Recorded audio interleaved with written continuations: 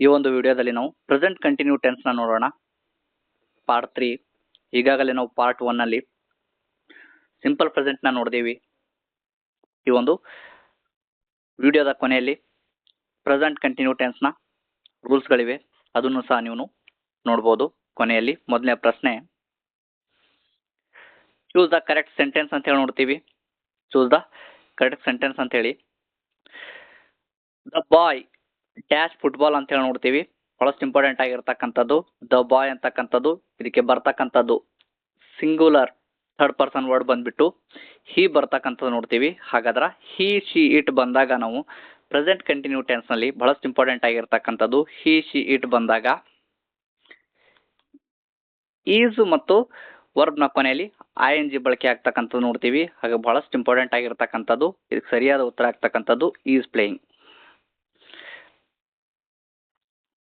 ಇನ್ನಷ್ಟು ಸರಳವಾಗಿ ನೋಡೋದಾದ್ರೆ ಬಾಯ್ ಅಂದ್ರೆ ಹುಡುಗ, ಇದು ಇರ್ತಕ್ಕಂಥದ್ದು ಬಾಯ್ ಅಂತಕ್ಕಂಥ ನೋಡ್ತೀವಿ. ಸಿಂಗುಲರ್ ಅಲ್ಲಿ ಇರ್ತಕ್ಕಂಥದ್ದು ನೋಡ್ತೀವಿ. ಸಿಂಗುಲರ್ ಅಲ್ಲಿ ಇದ್ದಾಗ ಹಿ ಶಿ ಇಟ್ ಬಂದಾಗ ನಾವು ಇದನ್ನ ಬಳಕೆಯನ್ನ ಮಾಡಬೇಕು. ಅದೇ ರೀತಿಯಾಗಿ ವರ್ಬ್ ನ ಕೊನೆಯಲ್ಲಿ ING ಬರ್ತಕ್ಕಂಥದ್ದು ನೋಡ್ತೀವಿ. ಬಹಳಷ್ಟು ಇಂಪಾರ್ಟೆಂಟ್ ಆಗಿರ್ತಕ್ಕಂಥದ್ದು ಇದು ಕೂಡ.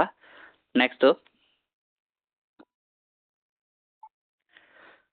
Fill in the blanks. I dash reading a book ಅಂತ ಹೇಳಿ ನೋಡ್ತೀವಿ. ಬಹಳಷ್ಟು ಇಂಪಾರ್ಟೆಂಟ್ ಆಗಿರ್ತಕ್ಕಂಥದ್ದು. ಈಗಾಗಲೇ ನಾವು ಪಾರ್ಟ್ 1 ಅಲ್ಲಿ ನೋಡಿದೀವಿ ಐ ಜೊತೆಗೆ ಏನನ್ನ ಬಳಸ್ಬೇಕಂತ ಹೇಳಿ. ಹಾಗಾದ್ರೆ ಡೈರೆಕ್ಟ್ ಆಗಿ ನಾನು ಉತ್ತರಕ್ಕೆ ಹೋಗ್ತೀನಿ. ಐ ಬಂದಾಗ ನಾವು ಆಮ್ ಅನ್ನ ಬಳಕೆಯನ್ನ ಮಾಡಬೇಕು. ಬಹಳಷ್ಟು ಇಂಪಾರ್ಟೆಂಟ್ ಆಗಿರ್ತಕ್ಕಂಥದ್ದು.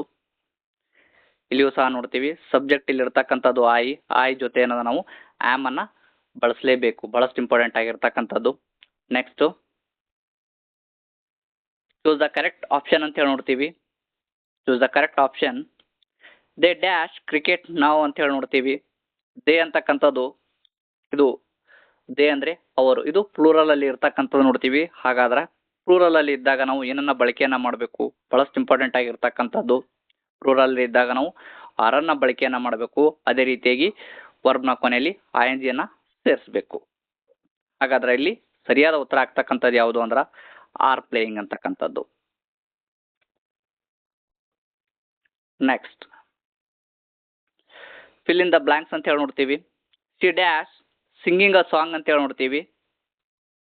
ಬಹಳಷ್ಟು ಇಂಪಾರ್ಟೆಂಟ್ ಆಗಿರ್ತಕ್ಕಂಥದ್ದು she dash singing a song ಅಂತ ಹೇಳಿ ನೋಡ್ತೀವಿ. ಇಲ್ಲಿ ING ಬಂದಿರತಕ್ಕಂಥದ್ದು ನೋಡ್ತೀವಿ. ಇಲ್ಲಿ ನಾವು ಕೇವಲ ಏನಂದ್ರ ಹೆಲ್ಪಿಂಗ್ ವರ್ಬ್ನ ಇಲ್ಲಿ ನಾವು ಸಹಾಯಕ ಕ್ರಿಯಾಪದವನ್ನ ನಾವು ಇಲ್ಲಿ ಐಡೆಂಟಿಫೈನ ಮಾಡಬೇಕು. ಹಾಗಾದ್ರೆ ಹಿ ಶಿ ಇಟ್ ಬಂದಾಗ ನಾವು ಏನನ್ನ ಬಳಕೆಯನ್ನ ಮಾಡ್ಬೇಕಂತ ಹೇಳಿ ನಮ್ಗೆ ಆಲ್ರೆಡಿ ಗೊತ್ತು. ಏನನ್ನ ಬಳಕೆಯನ್ನ ಮಾಡಬೇಕು? ಈಸನ್ನ ಬಳಕೆಯನ್ನ ಮಾಡಬೇಕು. Next, choose the correct sentence ಅಂತ ಹೇಳಿ ನೋಡ್ತೀವಿ. ದ ಡಾಗ್ ಬಾರ್ಕಿಂಗ್ ಅಂತ ಹೇಳಿ ನೋಡ್ತೀವಿ. ದ ಡಾಗ್ ಈಸ್ ಬಾರ್ಕಿಂಗ್ ಅಂತ ಹೇಳಿ ನೋಡ್ತೀವಿ. ದ ಡಾಗ್ ಬಾರ್ಕ್ ಅಂತ ಹೇಳಿ ನೋಡ್ತೀವಿ. ದ ಡಾಗ್ ಬಾರ್ಕ್ಡ್ ಅಂತ ಹೇಳಿ ನೋಡ್ತೀವಿ.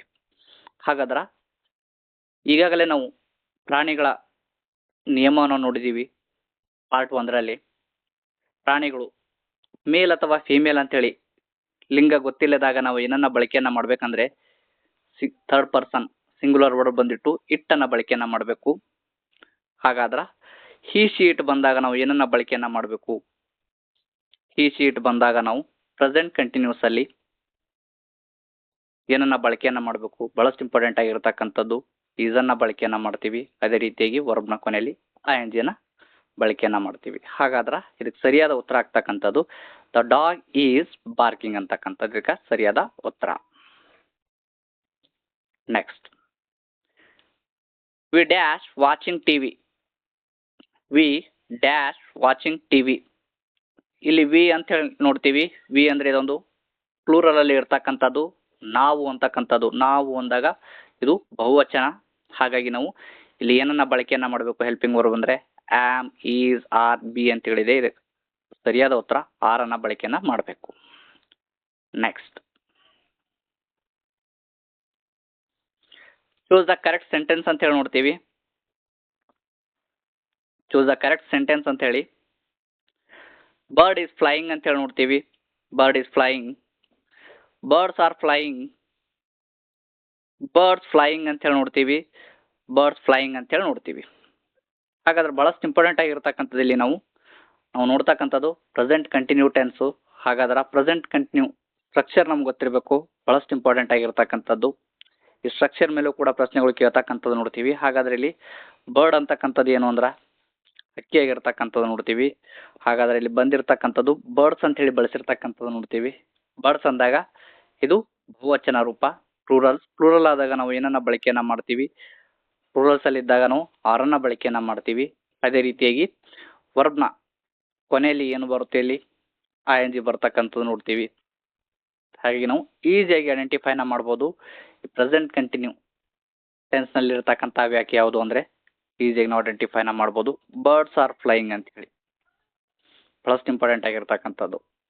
ಅದೇ ರೀತಿಯಾಗಿ next fill in the blanks ನೋಡ್ತೀವಿ. ದ ಟೀಚರ್ ಡ್ಯಾಶ್ ಟೀಚಿಂಗ್ ಅಂತಕ್ಕಂಥದ್ದು. The teacher dash teaching. The teacher ಅಂತ ಹೇಳಿ ನೋಡ್ತೀವಿ. ದ ಟೀಚರ್ ಅಂದ್ರೆ ಬಹಳಷ್ಟು ಇಂಪಾರ್ಟೆಂಟ್ ಆಗಿರ್ತಕ್ಕಂಥದ್ದು. ಇಲ್ಲಿ ಥರ್ಡ್ ಪರ್ಸನ್ ಸಿಂಗುಲರ್ ವರ್ಬ್ ಹಿ ಅಥವಾ ಶೀನ ಬಳಸ್ಬೋದು. ಹಾಗಾಗಿ ಹಿ ಶಿ ಇಟ್ ಬಂದಾಗ ನಾವು ಏನನ್ನ ಬಳಕೆಯನ್ನ ಮಾಡಬೇಕು, ಈಸನ್ನ ಬಳಕೆಯನ್ನ ಮಾಡಬೇಕು. ಇದಕ್ಕೆ ಸರಿಯಾದ ಉತ್ತರ is.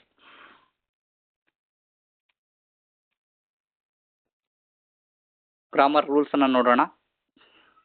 Present continue tense important grammar rules ನ ನೋಡೋಣ. ಬಹಳಷ್ಟು ಇಂಪಾರ್ಟೆಂಟ್ ಆಗಿರತಕ್ಕಂಥ ರೂಲ್ಸ್ಗಳು ಇವುಗಳನ್ನ ನಾವು ಚೆನ್ನಾಗಿ ನೆನಪಿನಲ್ಲಿ ಇಟ್ಕೋಬೇಕು. ರೂಲ್ 1 ಬಂದ್ಬಿಟ್ಟು ಪ್ರೆಸೆಂಟ್ ಕಂಟಿನ್ಯೂಸ್ ಟೆನ್ಸ್ ಅಂದ್ರೆ ಈಗಾಗಲೇ ನಡೆಯುತ್ತಿರುವ ಕ್ರಿಯೆಗೆ ಬಳಸಲಾಗ್ತಕ್ಕಂಥದ್ದು ನೋಡ್ತೀವಿ. ಹಾಗಾಗಿ ಎಕ್ಸಾಂಪಲ್ ನ ನೋಡೋಣ.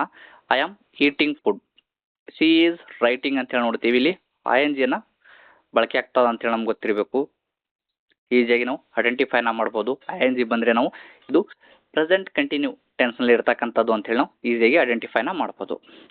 ಅದೇ ರೀತಿಯಾಗಿ ರೂಲ್ 2ನೇದು ಸ್ಟ್ರಕ್ಚರ್ ಗೊತ್ತಿರಬೇಕು, ಬಹಳಷ್ಟು ಇಂಪಾರ್ಟೆಂಟ್ ಆಗಿರ್ತಕ್ಕಂಥದ್ದು. ಮೊದಲು ಸಬ್ಜೆಕ್ಟ್ ಅನ್ನ ಬರ್ತಕ್ಕಂಥದ್ದು ನೋಡ್ತೀವಿ. ಅದೇ ರೀತಿಯಾಗಿ ಆಮ್ ಈಸ್ ಆರ್ ನ ಬಳಕೆಯನ್ನ ಮಾಡ್ತಕ್ಕಂಥದ್ದು. ನಂತರ ವರ್ಬ್ನ ಕೊನೆಯಲ್ಲಿ ING ಬಳಕೆಯನ್ನ ಮಾಡ್ತಕ್ಕಂಥದ್ದು. ಉದಾಹರಣೆ ನೋಡ್ತೀವಿ. ಎಕ್ಸಾಂಪಲ್ ಹಿ ಈಸ್ ರೀಡಿಂಗ್ ಅಂತ ಹೇಳಿ ನೋಡ್ತೀವಿ.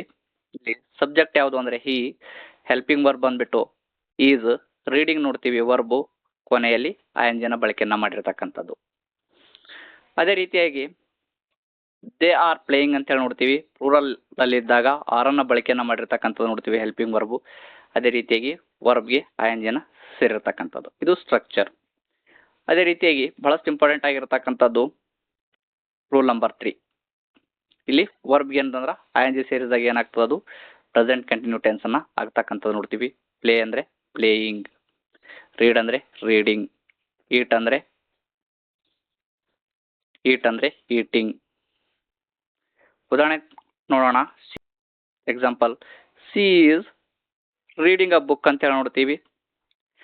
ಹಿ ಶಿ ಇಟ್ ಬಂದಾಗ ನಾವು ಈಸನ್ನ ಬಳಕೆಯನ್ನ ಮಾಡಬೇಕು. ಅದೇ ರೀತಿಯಾಗಿ ವರ್ಬ್ನ ಕೊನೆಯಲ್ಲಿ ING ಬಹಳಷ್ಟು ಇಂಪಾರ್ಟೆಂಟ್ ಆಗಿರ್ತಕ್ಕಂಥದ್ದು. ಇದು ಕೂಡ ರೂಲ್.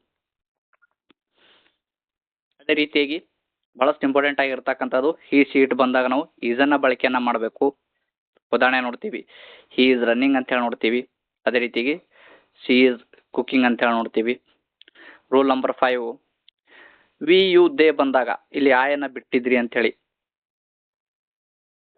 ಕ್ವಶನ್ ಬರ್ಬೋದು. ಹಾಗಾಗಿ ವಿ ಯು ದೇ ಬಂದಾಗ ನಾವು ಆರನ್ನ ಬಳಕೆಯನ್ನ ಮಾಡಬೇಕು. ಬಹಳಷ್ಟು ಇಂಪಾರ್ಟೆಂಟ್ ಆಗಿರತಕ್ಕಂಥದ್ದು. ರೂರಲ್ ಅಲ್ಲಿ ಇದ್ದಾಗ, ಬಹುವಚನದಲ್ಲಿ ಇದ್ದಾಗ ನಾವು ಆರನ್ನ ಬಳಕೆಯನ್ನ ಮಾಡಬೇಕು. ಉದಾಹರಣೆ ನೋಡ್ತೀವಿ. ಎಕ್ಸಾಂಪಲ್ ದೇ ಆರ್ ಡಾನ್ಸಿಂಗ್ ಅಂತ ಹೇಳಿ, ವಿ ಆರ್ ಸ್ಟಡಿಂಗ್ ಅಂತ ಹೇಳಿ. ಹಾಗಾದ್ರೆ ಆಯ್ನ ಬಳಕೆಯನ್ನ ಯಾವಾಗ ಮಾಡ್ಬೇಕಂತೇಳಿ ಬಹಳಷ್ಟು ಇಂಪಾರ್ಟೆಂಟ್ ಆಗಿರತಕ್ಕಂಥದ್ದು. ಆಯ್ ಬಂದಾಗ ನಾವು ಆಮ್ನ ಬಳಸಲೇಬೇಕು, ಬಹಳಷ್ಟು ಇಂಪಾರ್ಟೆಂಟ್ ಆಗಿರತಕ್ಕಂಥದ್ದು. ಎಕ್ಸಾಂಪಲ್ ನೋಡ್ತೀವಿ. ಐ ಆಮ್ ಲರ್ನಿಂಗ್ ಇಂಗ್ಲಿಷ್ ಅಂತ ಹೇಳಿ.